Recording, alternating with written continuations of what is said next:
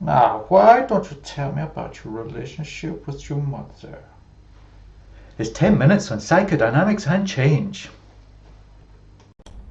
10 minutes on psychodynamics and change. Now, when we've looked through the syllabus here, we've come across emotion, if not explicitly, then implicitly in many of the areas. Mostly it has to be said that we've studied it, we've looked at it when it's been negative. And that negative aspect has come when there's been uncertainty, when there's been disruption to the ways in which organisations have worked. So when we looked at mergers and acquisitions, a lot of what we thought was going on within there was driven by the fact that there would be uncertainty about what the future held. And when we looked at identity and change, then we would recognise that there's a degree of emotionality in there because people are being disrupted. Now, that's not to say that actually change creates universally negative emotions. When you think about doing innovation, there's something joyous about creating stuff, of bringing new ideas to fruition. And certainly within leadership and change, there may be stress associated with doing that stuff, but there's something joyful about making sure that we are bringing the collective along in the right way. Now, as much as emotion is implicit within all of these areas, what's not clear is what is it that is actually driving those emotions. There are a huge plethora of ways in which emotion is conceptualized. For some, it's about attachment. So in identity, you can see that an attachment to our ideas of who we are and how we work mean that there's disruption is brought about generating emotion. For others, it's about arcane instinctual drives and unconscious traumas. And certainly there can be pathologies within leadership areas that drive people to act in particular ways. There could be an aspect of relational communication, and I'm thinking particularly in here around narrating, where we're conveying our position relative to others, because that's the stance that we want them to adopt. Now, all of these things kind of have got a degree of truth, but I wanted to put in front of you a depth understanding of what constitutes emotion, where it might come from. And the one that I've chosen is the area of psychodynamics. Now, psychodynamics is an enormous field. It's hugely contested, and there are lots of theorists within there that are giving competing versions of what psychodynamic forces in here. For me, I've selected a theorist called Lacan. He's slightly obtuse French intellectual, and he gave a particular model, which I'll just talk about in a minute. But the reason for introducing that one is that it does number two very well. It gives an explanation or interpretation in terms of the mental or emotional forces or processes that drive everyday behaviour. That's kind of what we want to look at here, something that goes beneath the surface.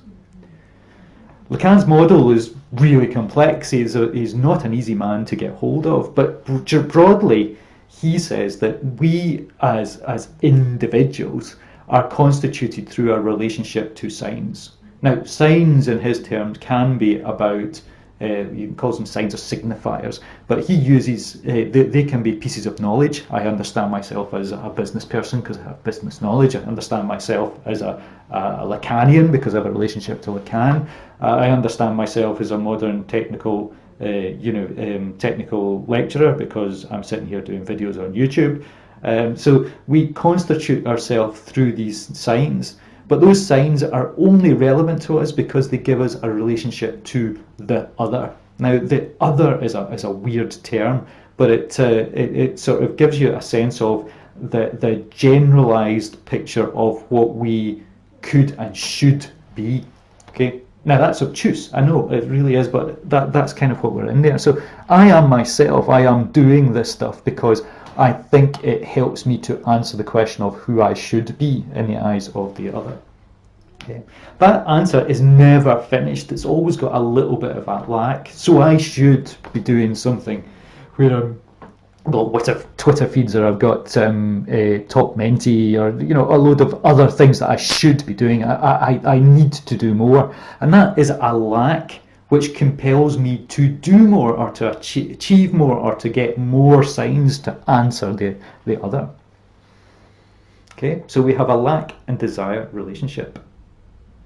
Now, great, thanks very much, Peter. That's confused the life out of us. What does that help me to understand? Well, myself and one of my PhDs started to look at what is presumed about emotion in the change literature. And the presumption within there is that emotion emerges as something as dysfunction. Now, that's not what Lacan says. Lacan says emotion is about our attempts to answer the other. It's part of everyday experience. We get joy, we get agency, we get everything else from the fact that we are making this response up through our appropriation of signs. Okay. So the presumption is change disrupts the naturalness of emotional autonomy, and organisations are charged to work to adjust irrational employees back towards being emotionally autonomous. There is within there, of course, that kind of underlying change process of being unfreeze, move, refreeze. And once again, there's the presumption that this is a natural pathway or curve from loss through dejection back to some kind of productive state. Now that's not what Lacan says, so we wanted to look at this one. And when we looked at Lacan's model, he says, no, you've got to understand this. People's claims to autonomy come from the way in which they relate to the other and to others within there. Okay, so when I make a change, I am disrupting the signs that constitute people. So there is going to be emotion, and we are going to lose our sense of where our place is in the world. So how do I re-establish that one? I re-establish that one by moving into different discourses. Okay. Now, he gives us a sense of these 4 discourses. When I move into the discourse of the university, I'm saying, oh, right, other and others round about me, I am right. I have the right to make action because I am relating it to some degree of truth. I've looked in a book, I've looked online, I have knowledge and research. Therefore, the truth is where I stand and how I make my claim to autonomy. When I'm working in an organisation, there's clearly a boss, and there's bosses above us. And if I move into the discourse of the master, what I'm saying is going, I am right, I can make claims, I can direct action because I represent what the boss says. If I move into the discourse of an analyst, where quite a lot of us in academia lie, then what I'm saying is I can make claims, not because I know the truth, but because the master doesn't know it either. So I can point at the partiality of everyone's argument, and therefore I should be able to direct action. Or there's the 4th position, which says, do you know what? It's all messed up that there is no answer. It's all crazy. And there are plenty of analysis online that looks at what happens in the irrationality of change. But if I took something like, I hate to say the word, but Brexit, then you could go around there and say, how are we seeing those discourses represented in people's claims to autonomy? Some people are saying, I know what the truth is, and therefore I have the right to act. Some people are saying, I know what the boss says, the Prime Minister, and therefore I have the right to ask. Some people are saying, do you know what? None of these people actually know what the rightness is, but I've got a good idea, and I'm going to analyse the situation. Therefore, I know what it is, what should be done. And there are plenty of us who are sitting there and going, do you know what? None of this makes any bleeding sense. I don't know what should be done, but we better have a think about what needs doing. So what did I find? We went off and we talked to young professionals. These people were in financial institutions going through regulatory change, a lot of change. And we wanted to understand, what were they saying? How did they position themselves in terms of past, present and future? How did they position themselves in terms of what basis were they making claims on? And we found that evidence that everyone was using the different discourses at different points in time. So they all at one level were claiming a degree of autonomy in what they did, but there wasn't a clear position of them being able to establish and maintain what we would call an emotional autonomy, a rounded position of having a balanced ability to say something about the organisation.